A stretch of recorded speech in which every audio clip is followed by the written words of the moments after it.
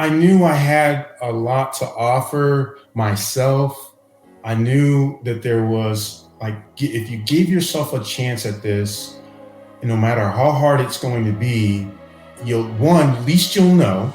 And two is that you never know. It could work out. You could, Quincy, the kid who couldn't pass calculus the first time, the kid that struggled in high school. Maybe this is a new legacy. This is where all arrows were leading to this moment with this new clarity and focus and motivation to get through this. Maybe this is where you can show you can do it.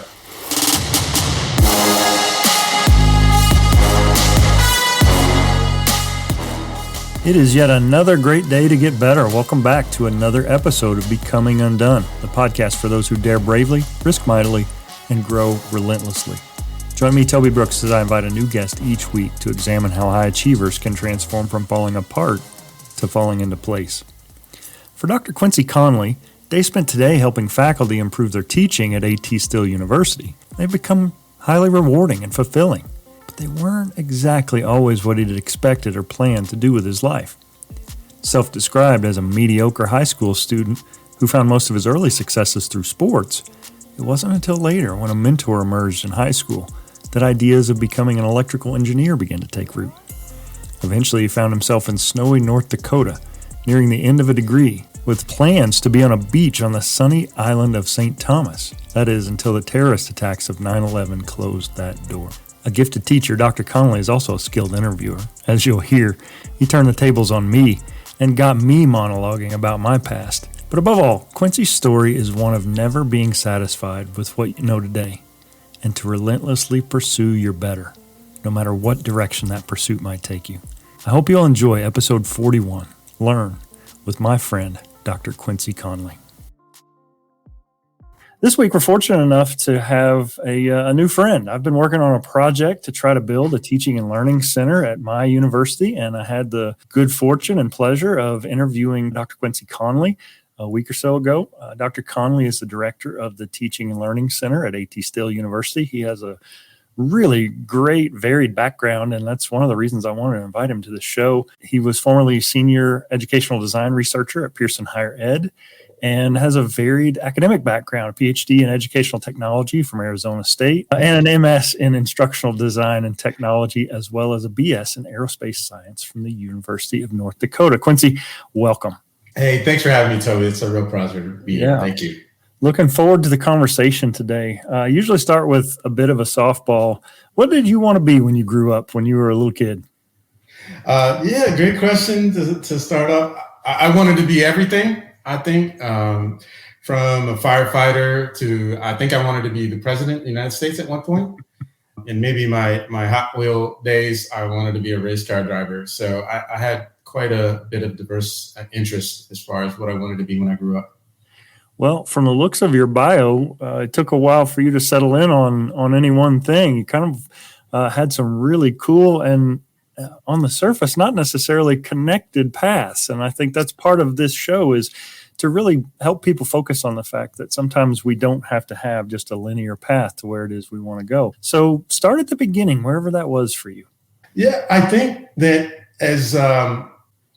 as different as it might seem, I actually think that there is a theme for me. And when asking people, my loved ones, friends, and family over the years, did you ever see me end up in this position? Some say yes, to my surprise. They always thought I'd be around education. I'm surprised to hear that.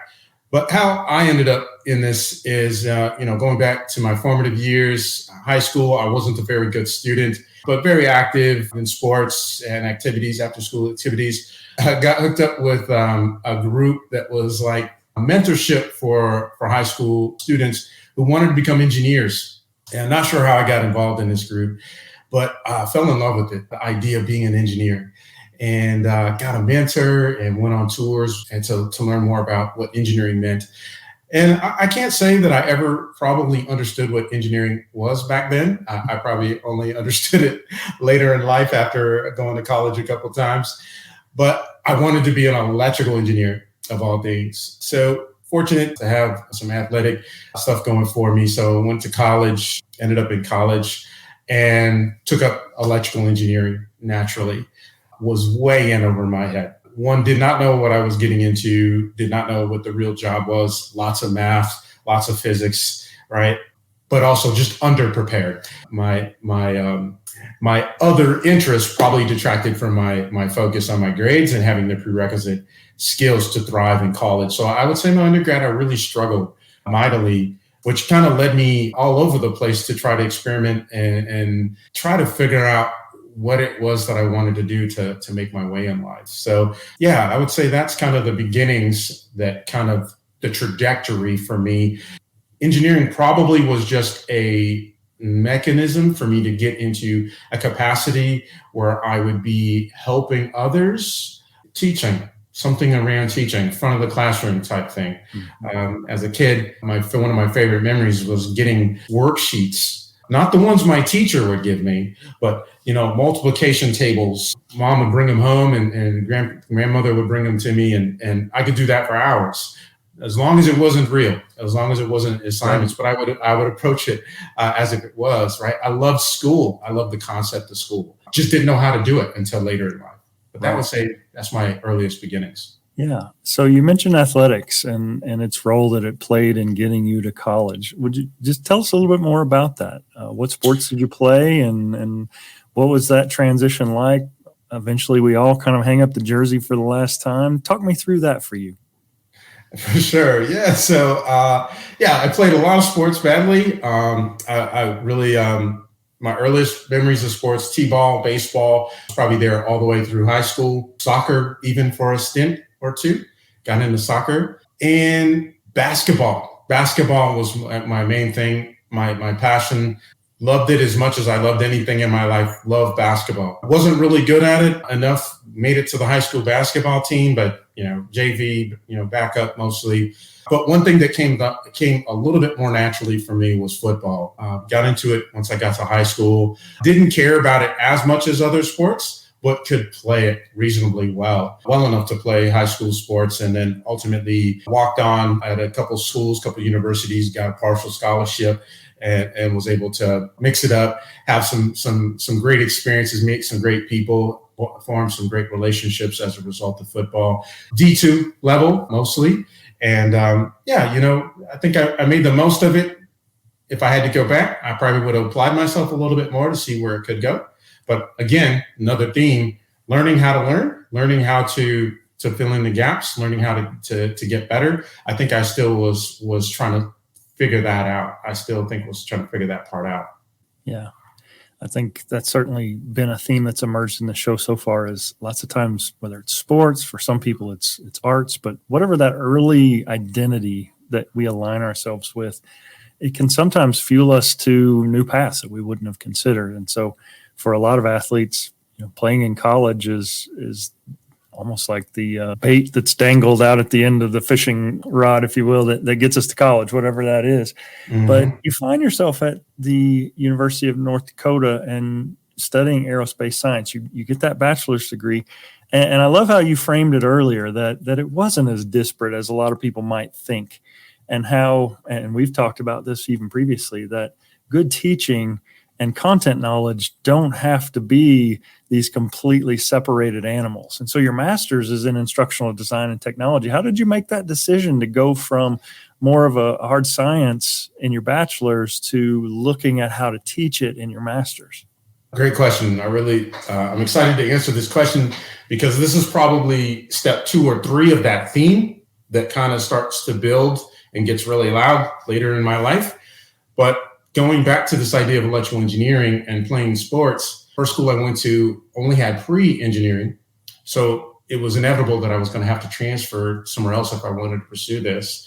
And so I started to seek out opportunities, schools that would I thought I could continue to play football and then also pursue this engineering. And I landed at North Dakota, notorious, famous for their hockey and their aviation program, turns out.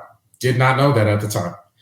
So I'm on the football team. I'm in study table. I'm in engineering, and a lot of my teammates, hour and a half, they're done with their homework. And engineering, I was 10 hours, a night trying to figure this out, mostly my own doing, but really, really, really struggling. Probably after a semester or two, getting C's, working so hard, not really thriving, feeling like I was thriving, I had to make a decision. I had to check in with myself and say, is this really what I wanted to do?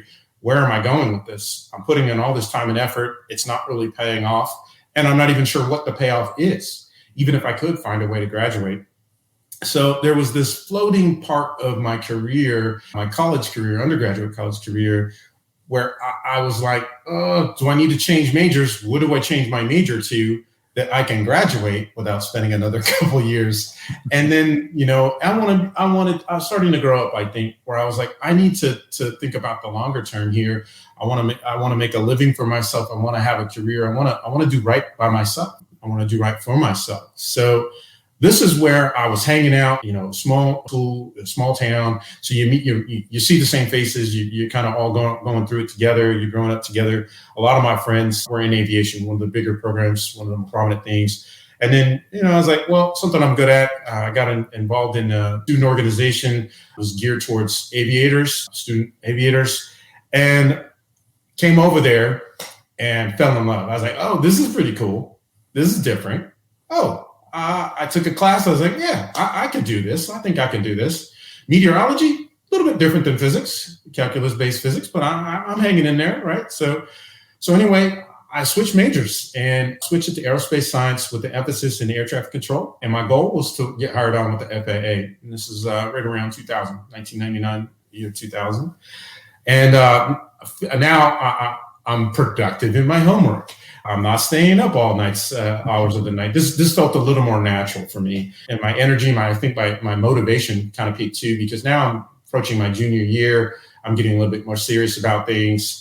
And yeah, it's starting to pay off a little bit for me. After a bit of a winding path to find his way, Quincy had graduated high school and managed to leverage his athletic ability to help offset the cost of pursuing those early dreams of becoming an electrical engineer. However, after night of long hours of study and less than stellar grades to show for them, he started to consider other alternatives.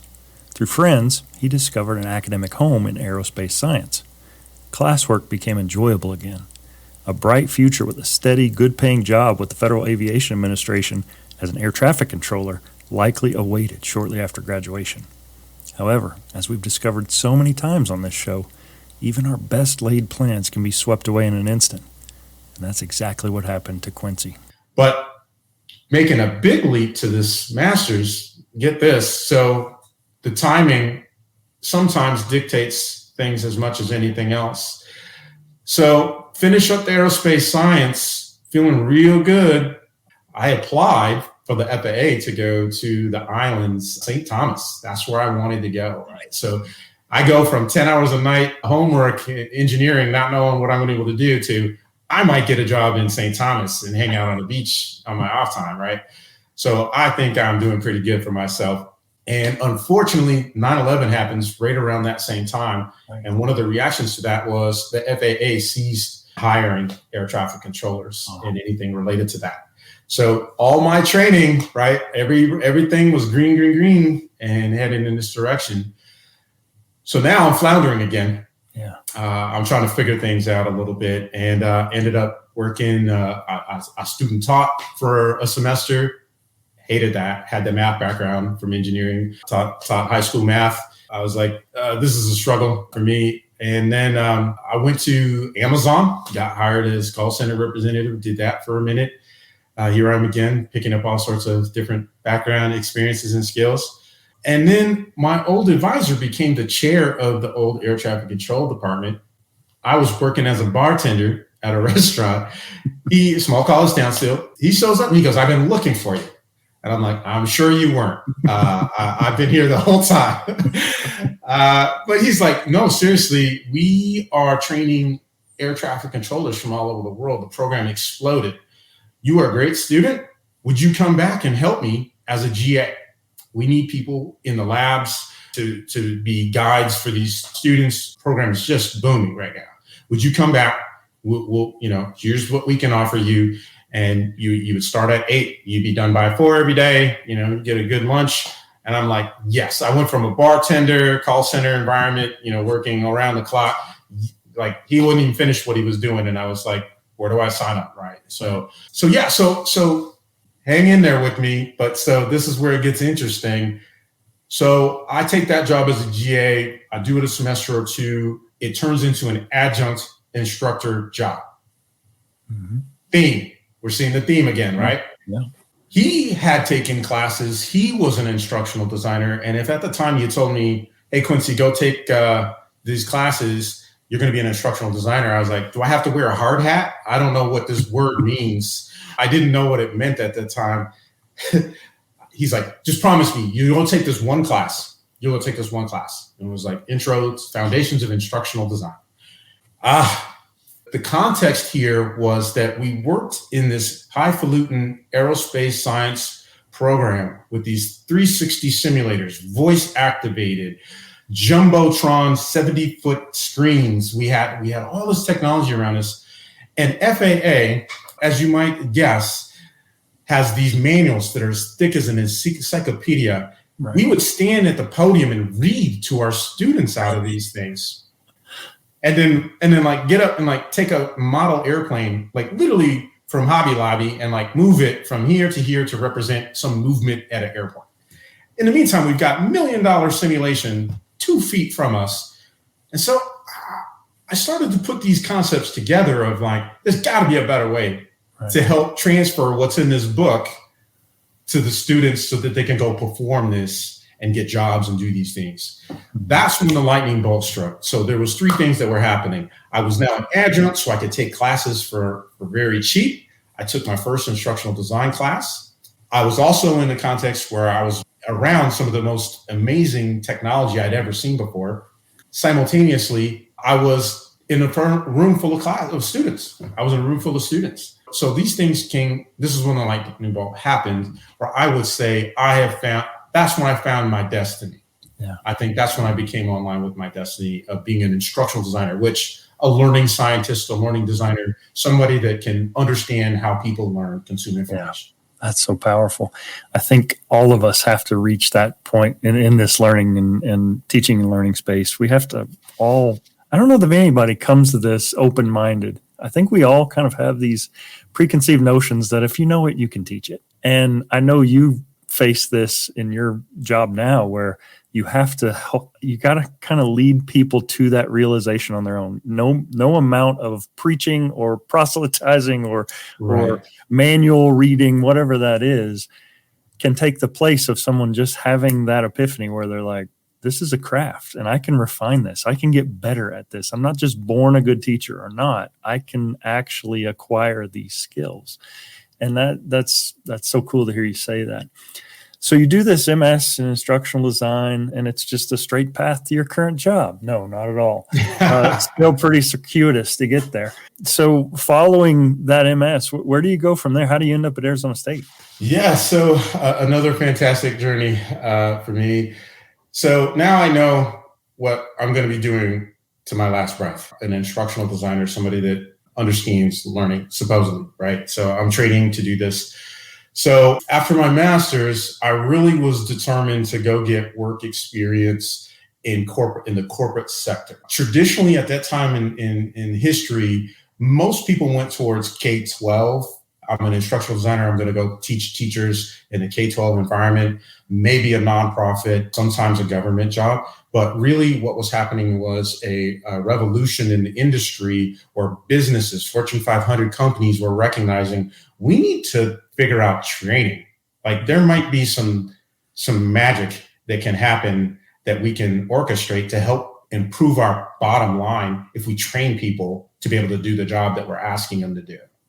So not sure why, but I was like, this sounds fun. So when I graduated, what I did is start looking around, took some contract jobs, ended up getting a contract job at American Express to be an instructional designer to help with some call center training, developing some call center training. So I was doing this type of stuff, got picked up at Thomson Reuters for a minute, went to some really cool places, went to Bank of America, some really cool places, met some really cool people, got some really cool experiences. But what was happening, and this has continued to happen in corporate America, is the sensitivity to training is tightly inversely proportionate to the market, to the economy. Mm-hmm. So as the economy booms, more training, people are willing to spend money. Yeah, come right this way. I'll drop some money. We need people in here to help with training. But the second things get tight, it's the first thing to go. Right. It's the first thing to go. It's a cost, right? It's an expense that they try to ditch. It doesn't generate revenue. And most people, academics or not, they're like, I went to school. I can do this. I don't need to pay somebody to do this. What's the big deal? I'll throw some PowerPoints together, right? And, there we go. We'll save some money. And this went on for quite some time until another incident in the market. 2008, 2009, the market crashes, right? We go into a deep recession. It's hard. It's hard to be an instructional designer. I was going through small peaks and valleys with the career, but I would say there was two things driving me at this point, approaching this juncture when I was starting to feel the tightness. Now what I'm doing is I'm taking multiple contracts because the full-time training gigs were dried up. And now I'm like pulling my hair out. Those that are tuned into the live stream can see it's all gone. But this idea, like I was taking on too much because the volatility of the market, right? So I was just trying to stay liquid. I was just trying to pay my bills at this time. So I was like, darn this, what could I do with the skills that I have that would be more stable, but still let me be in this learning-centric role where I can do these things? And that's where another moment of fortune, I look around and say, I need to go back to school again. I want to go back to school again. I need to continue to grow my skills so that I can have a stable career, a stable life. As a fellow PhD, I get this sentiment you just heard Quincy express. From the earliest days of my life, I remember everyone that I respected telling me to get an education, get those grades, get that degree. So I did. Through 4 different colleges and universities in 3 different states, I plowed straight through and I earned my PhD before I turned 30. And in the years since, I started to think that maybe it wasn't as important as I'd once thought. I mean, watch Good Will Hunting and you'll walk away convinced that all you really need in the world is a library card and you can become anything you want, pretty much for free. But for me and for Quincy, there's something about that formal education process that just simply cannot be replaced any other way. It's one of the reasons I'm guilt-ridden as I record and edit this podcast tonight. I got an econ test on Monday. But it's also one of the reasons that Quincy decided he wasn't going to be satisfied with just getting older. He wanted to get better. Arizona State, I even looked at the U of A, a hated rival down the street, but U of A had a curriculum in instruction. ASU had a pretty world-renowned instructional design, educational technology PhD program. I chose ASU. I met with them. It felt right. I was networked in the area. I knew people that had went to the program that could vouch for me and that I could get good perspective on what I would be required to do. And saved up my lunch money, the contract gig to put some money in the bank, and dropped it all. I had a real good gig going at the time. Gave it up. I knew if I wouldn't do it then, I wasn't ever going to be able to do it. And I did it. I had help from a girlfriend who's now my wife, who supported me. And we made the decision together, and I went back to school and went in with abandonment. I was going to get this done as soon as I could, as hard as I could, to create the most opportunities I could have for myself at the tail end of going after the PhD in ed tech. Right. That's great. Obviously, a lot of fear associated with that decision. If you're like most people, what did you tell yourself to counteract or to quell that fear that you faced by going all in on this new path? Great question, Toby. I think I told myself a lot of things. What are you doing? Are you sure? I would say I knew I had a lot to offer myself. I knew that there was, like, if you gave yourself a chance at this, no matter how hard it's going to be, at least you'll know. And 2 is that you never know. It could work out. You could, Quincy, the kid who couldn't pass calculus the first time, the kid that struggled in high school, maybe this is a new legacy. This is where all arrows were leading to this moment with this new clarity and focus and motivation to get through this. Maybe this is where you can show you can do it. Mm-hmm. And I don't think I knew how, but I just had a feeling, and I wanted to see it through. Yeah. Yeah. I think for a lot of people, when we look at whether it's actual failure or perceived failure, lots of times this thing's completely outside our control. 9/11, downturns in the market, companies downsizing, all those things are completely out of our control. But if you're a perfectionist like me, you still internalize it and blame yourself for those things. But if the path were completely linear, like if you knew at the age of 12 or 15 that you were going to be in your position now, you would have taken a different route. Your vita would be shorter. Your experiences would be much less diverse. Talk to me about how that path that is kind of meandered, as most of ours do, has made you better at what you do today. Even though you might not have chosen it, the end result is a better prepared you for the job that you're filling right now. Yeah, I would say path has served me well. Besides some amazing stories, my friends often tease that like I've lived multiple lives, having taken a winding, twisting path to get to where I am. I would say all along, I knew I wanted something better for myself and for those that some I didn't know that were going to be with me. I wanted to be able to bring just a different stability to my life, and that if I could collect skills, if I could pay attention to what was happening when I was at, American Express doing rollovers and PowerPoints and stuff, like this could come into play later. I think I could do something with this. Going to Intel and talking to engineers who wanted nothing to do with me, because I was nothing more than taking up their time away from their designing and the wafer and all these things, but understanding like, if I can learn how to be consultative, if I can learn how to listen, if I can synthesize information and try to translate it to where they are, these things might come in handy. You went through this with your training, right? Your PhD training. Yeah. What do? We take ideas, we build on them, we synthesize them, right? We write them for the audience, the target audience. So I think it's just collecting those skills, bringing them along, not throwing them away, and appreciating them. But also, I would say utilizing those things like, this is hard, or, when I was the downturn of the market, or I'm not going to be on a beach in St. Thomas anymore, using that to fuel me to the next thing. Like, this doesn't feel good. This is a terrible feeling. All right, how do we get out of this, Quincy? Like, let's go.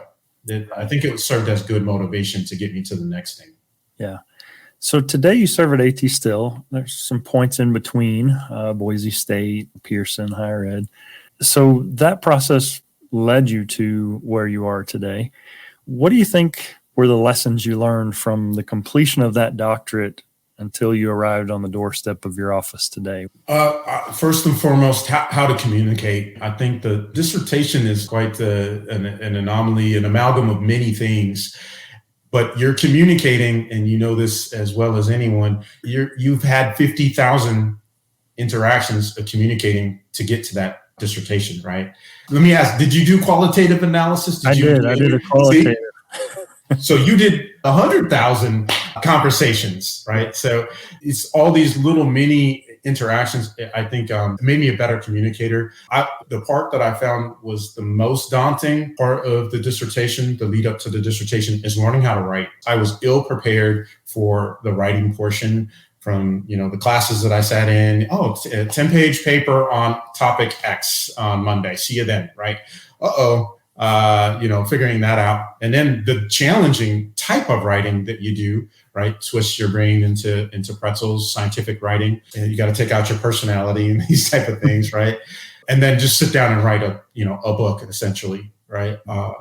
These type of things, those were all daunting. So I would say those are some of the skills underneath there. But, communicating, I would say one thing I noticed, and I'm still checking in on this idea, I feel like I speak with a bullhorn now that I didn't have prior to earning the doctorate degree. Mm-hmm. I don't know hope that's a me thing. What do you think, Toby? Do you have that sensation? You show up and you say something, and everybody's like, "Whoa." I don't think I'm there yet, brother. Okay. Just checking. Yeah, it might just be you, but no, okay. I do get it, and I think that's for me the doctorate was always a goal that I wanted to achieve, but it was in some ways, if I'm real honest, it was like validation. Like I wanted to prove that I could do it. I wanted to prove that I had value and that I was worth being called doctor. Wow. And so for me, there was a big now what moment when I got that doctorate, because it didn't fill a hole in my soul. It was just a degree on my wall. And I think for a lot of doc students that are expecting that, like the heavens open and the beam of light comes down and now I'm doctor, that doesn't happen. Like you just have to be done one day and you're still the same person. I mean, you're changed, don't get me wrong, but it wasn't as transformative instantaneously as I expected it to be, but it was transformative kind of process outcome that I wasn't expecting. Like you said, the communication, the persistence, getting a freaking committee together at the same time. Like those are, that's the hardest part of getting a PhD for me. Absolutely. Absolutely. Yeah. And I'm trying to connect to this. I agree totally with everything you said, the personal pursuit, all those things. You mentioned feeling you wanted to prove this, that you could do it. Who do you think you were proving it to? Wow, you're flipping it around and asking questions of me. I think part of it was to myself. I was a first-gen college student, grew up fairly modest means, teeny tiny school in the middle of nowhere. People from my high school didn't tend to go on to get their doctorates or become lawyers, and some have. And there's certainly, I don't mean any, if anybody's listening, this is no disrespect. It's just, it wasn't what I see today in larger schools. There just weren't that many opportunities.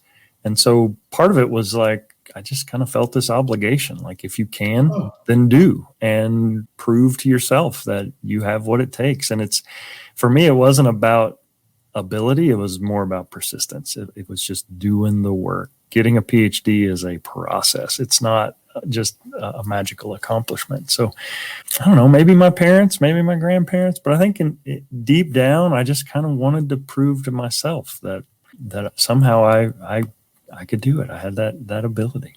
I don't know. We'll have to cut this part and put it on your podcast. I love it. Yeah, I appreciate it. I think there's, I felt the same way. I felt similar. I really like, though, the idea of like, you felt some sort of obligation to do so because, there was a chance that you could, and you did. And I'm sure you did with flying colors. Like that's powerful. That's powerful. Like testing your potential, right? Living up to your potential. That's what it sounds like to me. Well, and I don't know, maybe we're venturing off course, but if you'll allow me to go there, please. Before we started really talking about diversity, equity, and inclusion and privilege and those kinds of things, I didn't grow up rich, but my dad worked all the time. He was a coal miner, blue collar, and my parents were married and together. And I just really felt like I came from a stable home and I found a way to get it paid for. Like I kind of owe it to everybody. Like there's no reason I shouldn't be doing this, right? And I say I was first. It's actually more complicated than that. My sister, 7 years older than me, she was a first generation college student. She went away to a 4-year school. And my dad actually got laid off, lost his job. The coal industry took a big downturn. And between the time my sister went to college and I signed up for college 7 years later, my parents actually enrolled in community college and got their nursing degrees. And so like my first day on a community college campus, everybody was like, "Oh, you're Jim and Sharon's son." I mean, it's not what you want. Like, yeah, that was my parents. My mom stood in line and bought my college textbooks for me because she was in line to get hers. Just a weird situation. And so for me, the grad school, I got graduate assistantships working as an athletic trainer. That's how I ended up at Arizona. I wanted to work in athletics. And we ended up in teaching and teacher ed because it was really the only program that would work around our work schedule in athletics. I naively thought that if I knew it, I could teach it too. And I kind of had that same experience where you you end up in this curriculum and instruction class, and you're like, wait, you can get better at this? And I was a semester deep in grad school before I really bought into this idea that teaching is an acquired thing. And I was a late adopter, but once I finally got it, you realize that this is a message that sadly the world needs to hear, is that good teaching doesn't just happen. You have to beat on that craft. You have to refine it. And I know you're in that space working with healthcare practitioners who, top of the class, maxed out the standardized tests. They just assume that they can teach because they've always been the smartest person in the room. And that's just not always the case. Maybe, but maybe not. Yeah, spot on. You're making a lot of sense. Yeah, I appreciate you sharing. That makes a lot of sense. I think that's going to stick with me. Thank you. Yeah. No, I appreciate that. I apologize. I kind of went off into the weeds there a little bit. I love it. So you end up at AT Stil, and you're in this learning and design space. For those not familiar, most universities, general academic campuses, have had these teaching and learning centers for 20 or 30 years. It's kind of a newer thing in healthcare institutions, and AT Stil would certainly be part of that. So talk me through your initiation into this space in your current job. What was it like making that transition, leveraging all those skills and the education and all the experiences? Now you're just greeted with open arms on a new college campus. Oh, yes, tons of sarcasm. No, it was a hard left, frankly. When I was coming from Pearson, the educational software world, I was really finding my groove.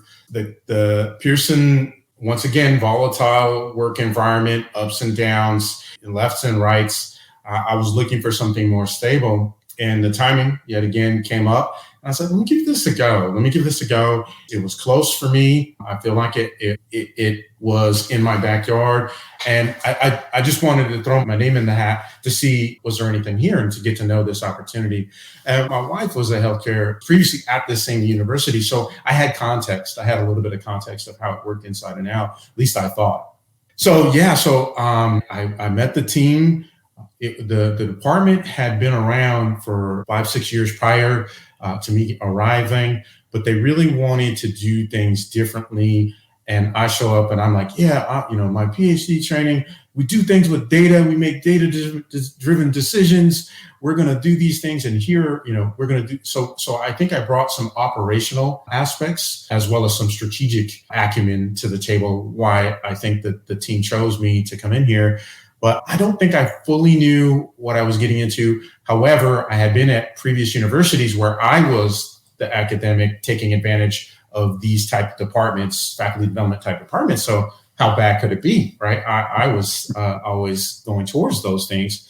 But I had the doors blown off my reality pretty quickly, to the sense of the pace of how fast the curriculum moves at a health science university. And it's all health science graduate level. So there was no reprieve and going to engineering, which I might have been more comfortable, or math or biology, which, they haven't found new bones anytime recently. So the science behind those things have stayed relatively stable, whereas healthcare seems to be working at a evolving at a faster pace. So that was eye-opening, but they were very open to this idea of one person coming in and saying, there's some science behind this. We're science and health science oriented. There's this thing about learning in the brain and neurology and cognition. And this particular school has subscribes to whole person, treating the whole person and training students, professionals to become whole person practitioners.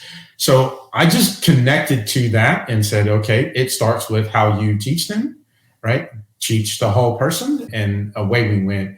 But they've been very receptive to these ideas. They still struggle, like, hey, I've been in school a lot longer than you.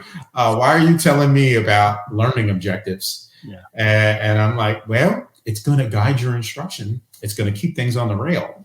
And then you're going to be able to guide them towards these board scores and these things. Yeah. But yeah, I think once I got the acumen, once I got kind of the temperament, We got to go. We got to be real responsive. Once I spun up on those things and understood what motivates them, they do want to deeply connect with their students. They want their students to be top of the class, hitting the ground running. They want to do these things. They want them to be empathetic. I think modeling these things for them, being an empathetic instructor, modeling that when I do workshops and seminars and even one-on-ones with them, I think has really carried what we hope to accomplish a long way. We've been able to publish with some of them. We've been able to publish some of the results that some of the evidence of the directions we're going. Are we going in the right direction and doing things with evidence? The evidence is pretty positive, keeping us going in the right direction. Yeah, that's great. I think you've really shared, and I appreciate your openness. There's lots of lefts and rights. I'm thinking of this in terms of a graph, and x-axis is easy for us to talk about. Like I made a pivot here and I transitioned there.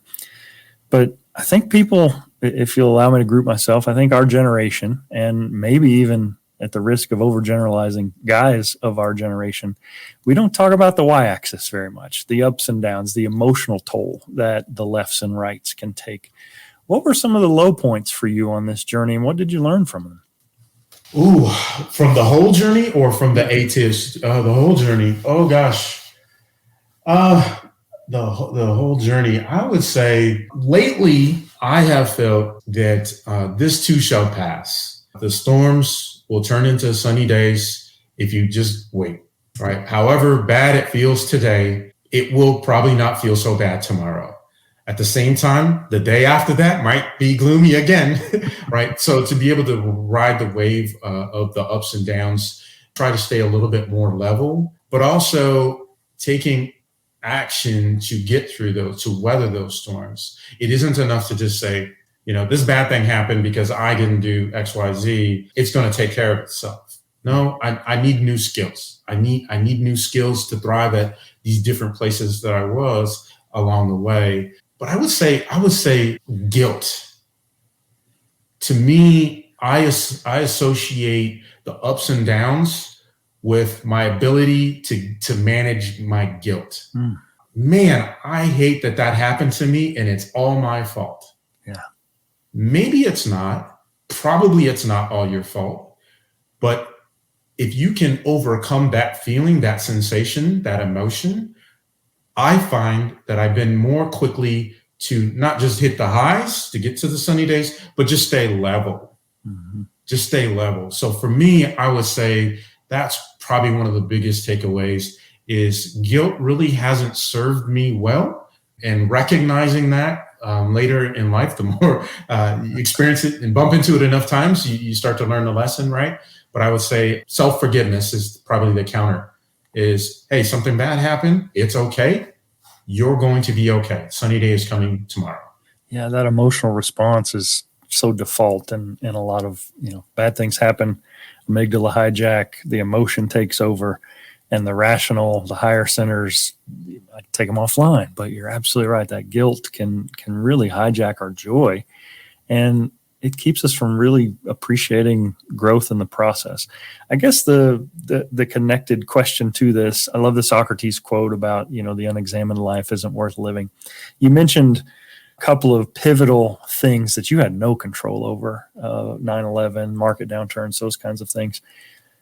Is that a perspective that you've gained over the years, or do you feel like in the midst of it, you had sight of the fact that, this sucks, but I'm going to get through this?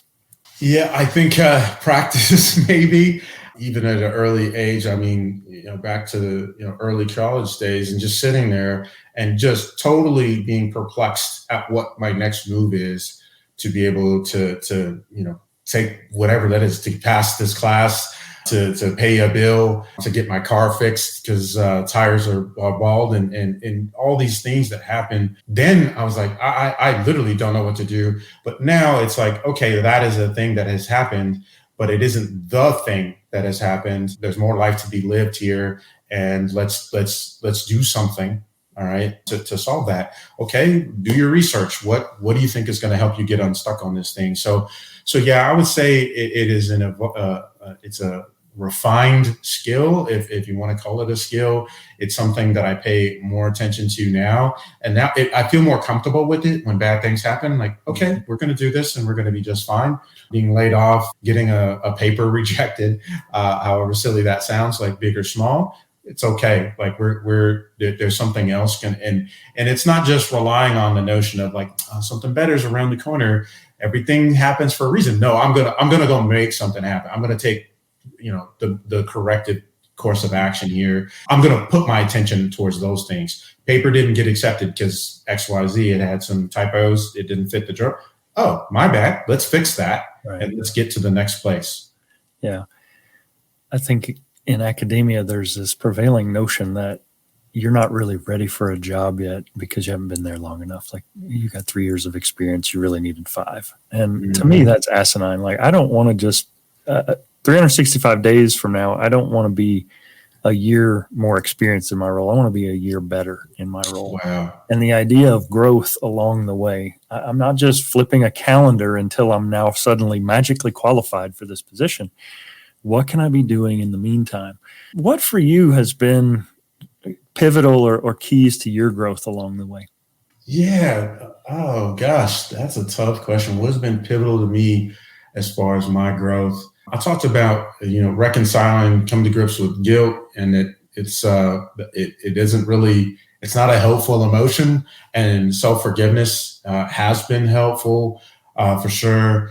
I would say, trusting myself, developing your instincts. That's something professionally that I have noticed is you get a gut instinct about something, like, I don't know if this is the right job for me, or I don't know if this project is going to go the way I want it to do, or even, other more important things, relationships, these type of things. Trust your instincts, learn to trust your instincts. I don't know if you feel the same way, but when I don't trust, I felt it.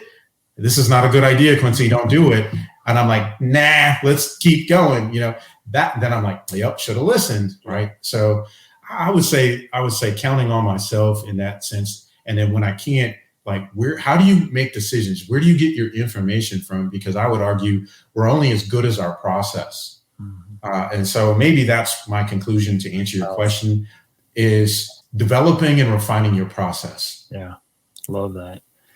So you've been in your role for a few years now. What for you is left undone? You're highly accomplished in multiple different industries and areas.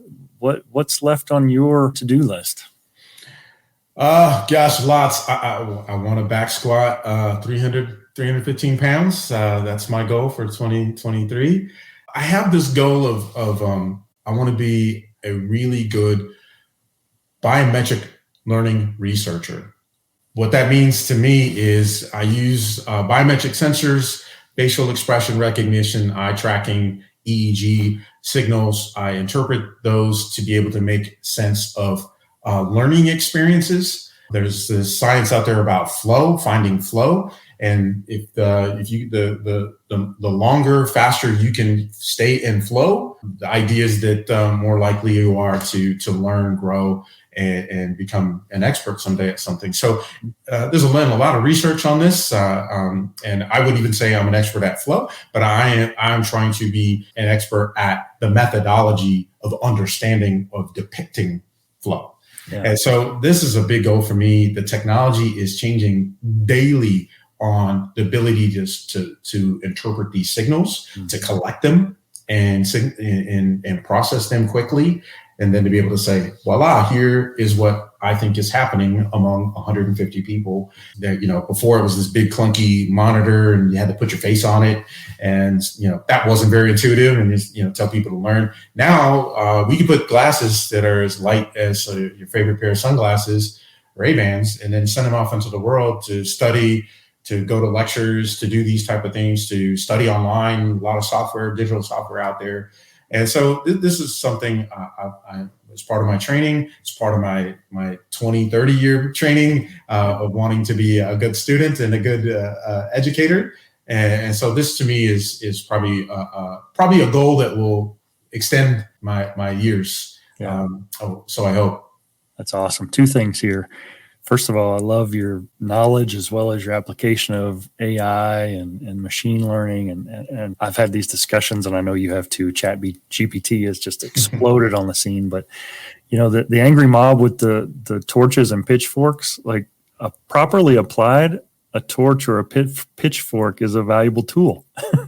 Right. So let's stop. I've even seen like people go into handwritten assignments for students just to make sure. It's like let's teach students and faculty, for that matter, how to use these tools, not to run from them. And secondly, I love that you mentioned the whole person development part of your job, and that your first goal was to back squat 315. That's fantastic. I love that you are living that out. Well, last question, and it's an oddball. Sometimes people have a ready answer for it, and sometimes they don't. I love music and the emotions that it can often represent. What song would you pick as the soundtrack of your life, and why? Oh, song for a soundtrack of my life. Gosh, I'm not sure. I'm going to think this out loud with you, but I'll say somebody like Ella Fitzgerald. One, beautiful voice, right? Very, very elegant, but also, the queen of R, the origins of R&B, but also jazz, right? And jazz is kind of unpredictable, waning and wandering a little bit, but tells a beautiful song in the end. Yep. I can see how that represents your journey for sure. Okay. That's awesome. That's a great question. Well, Quincy, it's been great having you. I felt from the first conversation we had more work related. I'm like, man, this is a great interview. I've got to get this guy on. So I really appreciate the fact that you were willing to come on. Wish you nothing but success. Again, Quincy serves as the Director of Teaching and Learning Center at Stil University. Also does some speaking and has a social media presence. For those listening, how can they follow your work? Absolutely. I'm on Twitter at Quincy Conley. You can find me usually retweeting an interesting study related to the learning sciences or ChatGPT these days. But love for you to follow me, and love to follow you back. Absolutely. Awesome. Well, Quincy, thanks again for being with us. All right. Thanks, Dr. Brooks. Well, he didn't have to Dr. Brooks me right there, but what are you going to do? I love the story within Quincy's story. While his journey has been one filled with twists and turns, chosen paths, and unexpected detours, and both disappointment and discoveries, through it all, he eventually found understanding and clarity of purpose in his life. I'm thankful for his time, and I hope you enjoyed our conversation.